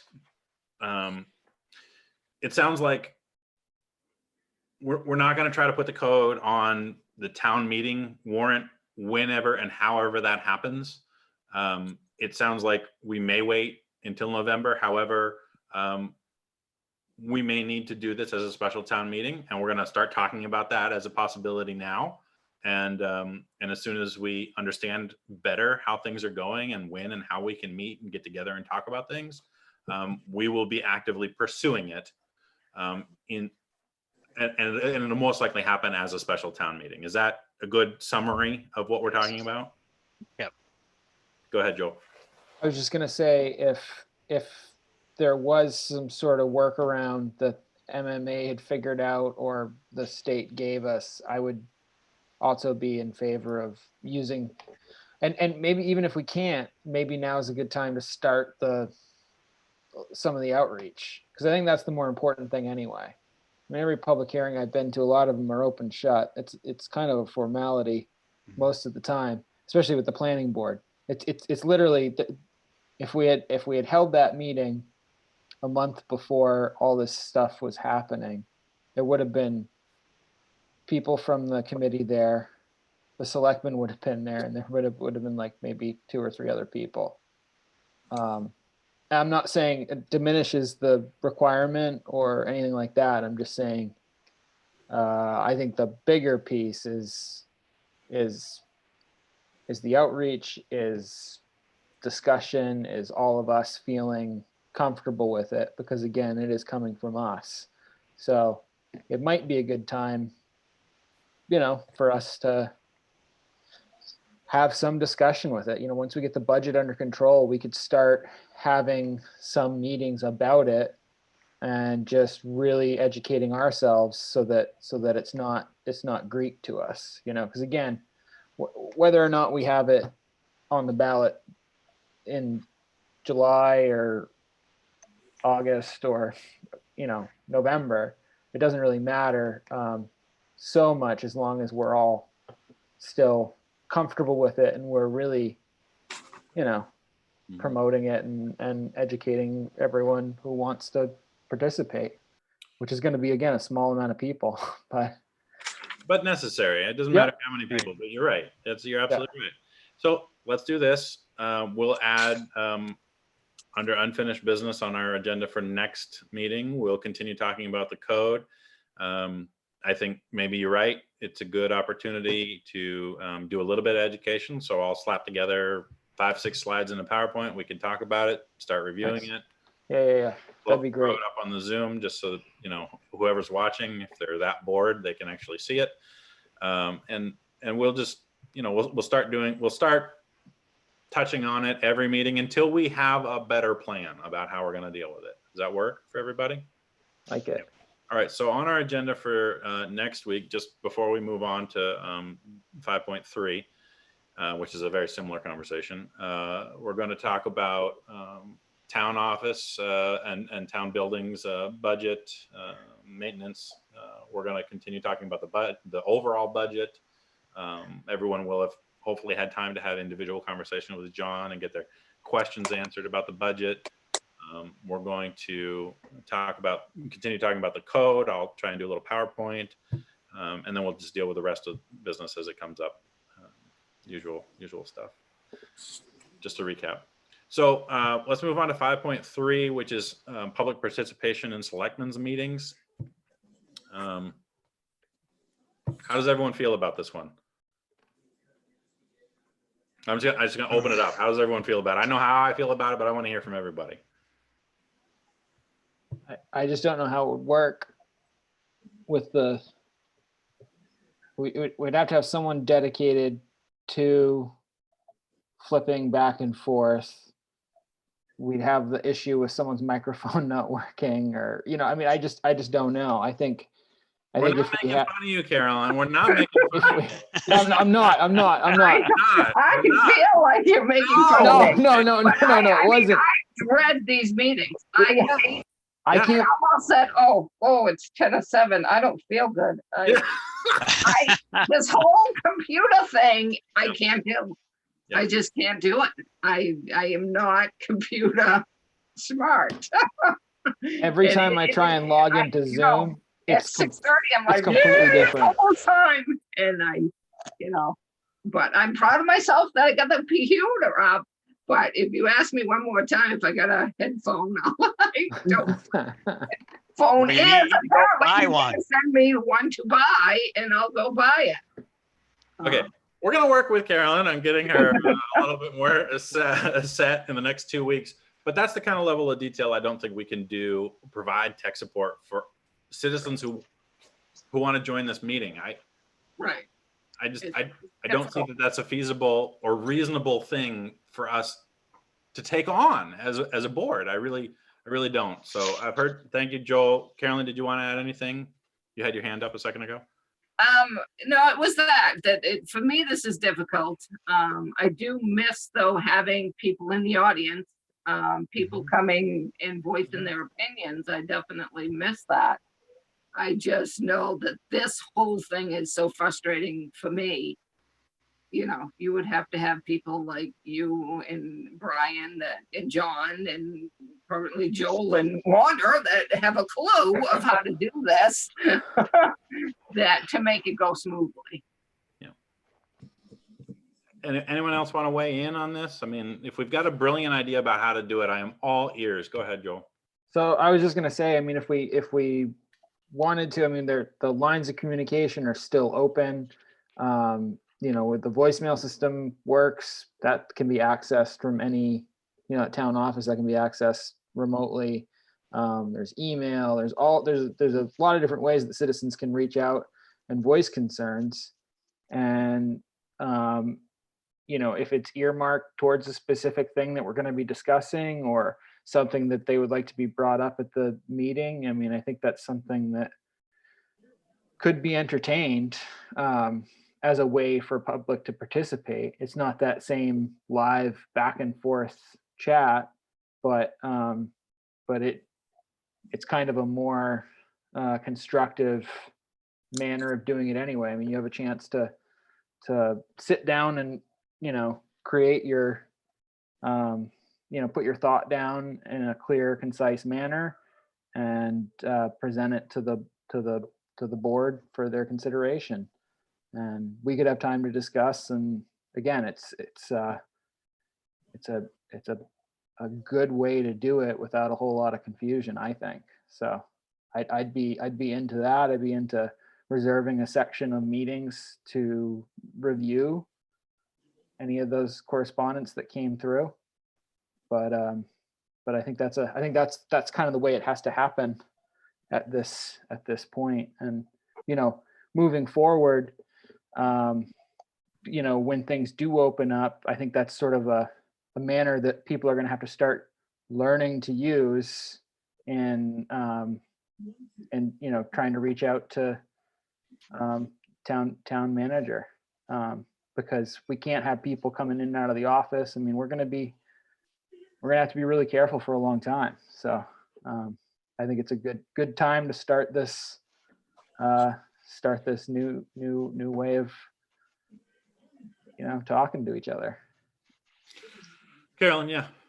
Yeah, maybe like, I don't know if you have seen it, like on, Channel 6 has it. And they'll say, oh, Jane wants to know, when is she gonna get her check from the government? Right. And then somebody answers, so could it be that Yeah. whoever wants to speak sort of contacts John, and then at some point during the meeting, we answer, John will say, well, Harold wants to know, what are we gonna do about this? And then we give an answer. So I don't think know. that It's gonna be tricky. sure, yeah, that's I think that's a function of a Facebook live stream that people can leave comments and chat kind of in real time, and then those are coming through, and someone's both moderating and paying attention to, and Right. and dealing with that level of technology. It's not a bad idea necessarily. It would require another person to do that because we all need to be participating in this meeting. And it would have to be like separate times. It couldn't be flowing through the whole thing. You know what I mean? Like that would be awful to have comments flying by the whole time you're trying to discuss things. Sort of like they would email John during the week, and you'd sort of say, okay, from Monday till Friday at noontime, email John with whatever question you want answered from the board. Any concern you had and you want the board to answer it, email John from here to here, and then John would put it on the, we'd have a section that says, answer these questions from whoever in the community wanted to know an answer to something. Okay. Well, I think for now, I mean, honestly, that's how we've been operating anyway. I think, when we started this, we said that's how we're going to be operating. Email us, email town administrator, and go ahead, Wanda. I think the hard thing is that, people don't have access to what's really going to be at the meeting for like this time. Maybe if they were able to look at what the agenda is going to be ahead of time and then have a chance to put their questions in, I think that might work. But I think it's hard when they don't know what's going to be talked about. So they have to really either look at the live stream or watch it later and then get questions answered after the fact. Where if they kind of saw the information ahead of time, then they could ask those questions and those questions could get answered in more of a real time kind of thing. If they can't be on, is there ways that maybe they could see things ahead of time? That's the way our agendas work anyway, though. Well, and my initial thought is that's why we're investing in this new software. Yeah. I mean, that's because then it's live. Then it's Right. it's happening a lot in real time, and residents would be able to create their own login accounts and have access to documents, past agendas, current agendas. They can watch them as they're being produced and created. I think that level of like audience participation, resident participation, we want that. And but without investing in a platform to do it for us, we're cobbling it together. But I think it's hard when, I mean, I didn't even get the information until late yesterday. I worked part of yesterday. I worked all day today.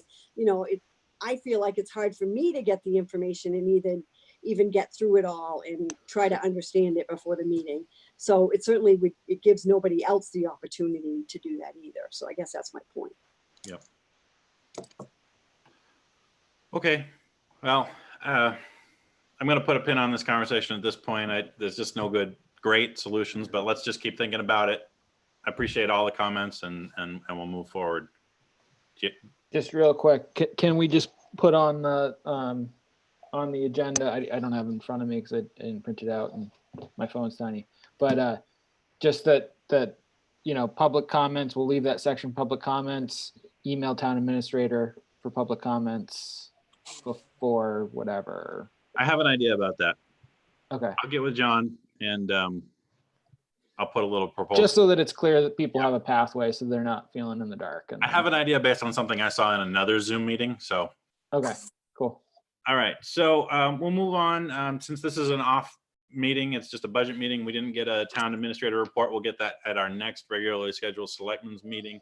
we did get one fiscal warrant from Shelley today. I don't know if everyone had a chance to look at that real quick. It was very, I'm trying to pull it up here real quick. It was very small. No, Oh, it's not so 200. small. Well, the Dollar amount's not small, no. but it's only 3 pages. It's only 3 Well, pages. yeah, but dollar amount is kind of big. Now, yeah, I've seen much bigger. So we have a fiscal warrant for $213,550.18. Do we have a motion on the warrant? So moved. Joel Second. moved, Brian second. second. Any discussion, questions about anything that's on the warrant? Seeing, I had a question about something. I didn't know what it was, but since I can't find it right now, I can ask John later. right? Always. Yep.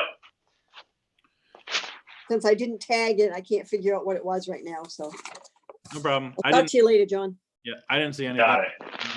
So I will, I think it's just something I didn't understand what it was. I just wanted to understand it, so that's all. Right. Good. All right, so any further discussion? All in favor of the warrant for, let me just say it again, 213,550.18. That passes 5-0. Thank you. Going back to the agenda. We don't have that. We don't have an executive session tonight, so we're not gonna juggle that crazy bit of technology like we did last week. So at this point, we are done. Do we have a motion to adjourn? Well, John, did you want to talk about Oh. things you want to do this year for the new building? Yeah. For yeah. the town office? I think he had one more thing he wanted to discuss, so. Oh, I'm sorry. I'm sorry. That's right. You wanted to talk about reopening the town office. Thank you very much. I'm sorry. Well, yeah. Well, let me reel that back. Yeah. I'm not proposing to reopen, but what I am suggesting is that we need to get started on some of the repairs that, or I guess retrofitting is probably the best way to put it right now. We talked, I think Joel had, yeah. I'll be right back. Keep going. Oh, okay. All right. So we talked about some, if we're going to call them sneeze guards. We talked about adding a door to the entryway, I suppose, if you want to call it, from behind the counter. Those I think are necessary. And then thus putting in some sort of doorway between what I'm going to call the CEO and assessor's office to the map area. Basically making sure that we can only have a limited number of people in the office who aren't staff at any given time, and slowing down the flow of traffic out into that office area. So that's like phase 1 of this. Phase 2 really involves the back side of the office, which would be some vault work and some reconfiguring. But the other piece of this obviously is your meetings and what happens with your meetings, and the need to avoid kind of those close social situations and social distancing. I really don't see any way in which you can continue to meet in that meeting room, and so that would require a move to the community room to do so for your meetings. And if that's the case, then obviously there's some work that may need to go along in that space to ready that room for the board. We have had some issues in that space with outside groups, an overwhelming amount of use of that space by outside groups. It's something that Clayton and I have talked about a lot, particularly in the fall and into the winter. It was, you'd have out of a given week, you'd have two nights of the week was taken up with an outside group, which then meant that the hazmat team couldn't meet there on Wednesday night, or county fire chiefs couldn't meet there on a given Wednesday night. So if we do go down that road, I would probably concurrently suggest that we, for at least this period of time, close the use of the community room to outside groups. I do so regretfully because there aren't a lot of places for community groups to meet at present. There's just not many spaces right now. But unfortunately, to give enough room for not only meetings that impact the fire department, but also if we're bringing our group over there on Monday nights, that's an additional burden. And I think it's part of just where we're going to be in this world of just trying to create this distance that we're all going to have to be. At some point, we can actually have residents come back to meetings. Not only do they need to be distanced from you, you need to be distanced from each other. And there's just really no way to do that in the meeting room, at the town office. So in the immediate short term then, John, maybe I know you and Joel have been working on thoughts about, sneeze guards and walls or partitions or dividers in the main town office building. Could you get us some better information about what that might involve? Not prices would be good, but also just like a plan would be really great. We need a plan. We need to know what that looks like, and we need to get going on it. Yes. In addition, if we need different desks or any desks to have meetings in the community room, what does that look like? Can you do some research on that? Make some recommendations about how we accomplish all those goals you just laid out and have effective, safe meetings. So we're going to need equipment. So I guess we gotta collect a little bit more information before we can start making decisions. Personally, I've been saying for years that the amount of space that the town office dedicates to people waiting, like in front of the counter, it's like more than a third of the office space. It's ridiculously large. And then you've got, direct access to that side room where all the assessing information is, which I'm not saying we close off access to any information. I'm not saying that at all.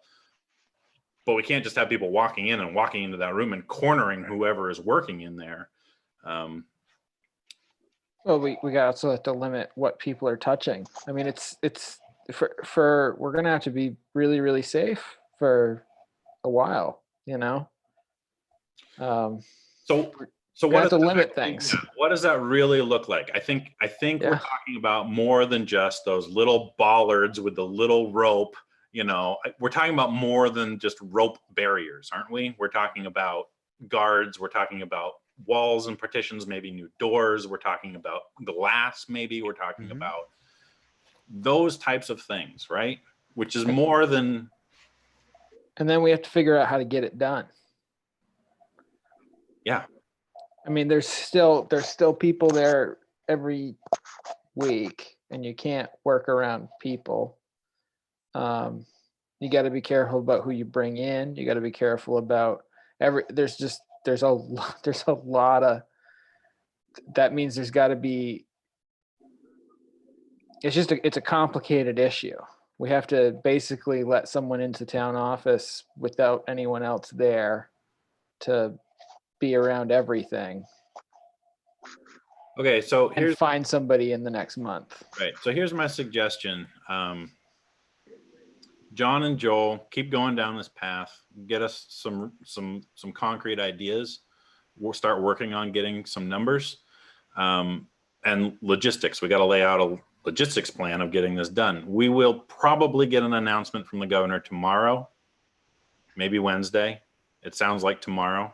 Yeah. We'll know a little bit more about how far this might extend, which would set our timetable. So if we have to pull a quick meeting to talk about what you've discovered or your logistics plan for how to get it done next Monday, we will. It won't be a long meeting. It'll be the only thing on the agenda, just so that we can agree and move forward with the work that needs to happen. If it can't happen and it has to wait 2 weeks before we can talk about it, and we need those 2 weeks, then we'll put it on the agenda for 2 weeks, and that'll be the backup plan. Does that sound good to everybody? Yeah. Maybe we can make a time sometime this week and mask up and just go be in town office together, John, and come up with a real concrete plan and put together a list and take that. Yeah. And one, I'll I give you know a full face respirator. Thank you. Yeah. Yeah. I was hoping with a full body deal. Yeah. And I know Wanda had some thoughts too that she wanted to meet up, and I was hoping to meet up last week, but it just didn't happen. But we could separately do it, or somehow we could figure out a way to socially distance while we do it, but or physically distance, whatever the term is now. But yeah, it'd be great to get all the ideas and lay them out and get it done. The other piece of this that's less about those types of logistics, but there's also a computer piece of this, a networking piece of this to try to bring the phone systems and kind of link everything in terms of common networks as well. Brian, I talked to Brian about it a little bit, and he's been working with me on trying to figure out what we need to do, how we can do that, so that way we can really be, though the buildings are separate, we can be as kind of linked in. If you were to meet, I'm able to get on my laptop and get on Trio and all that other stuff.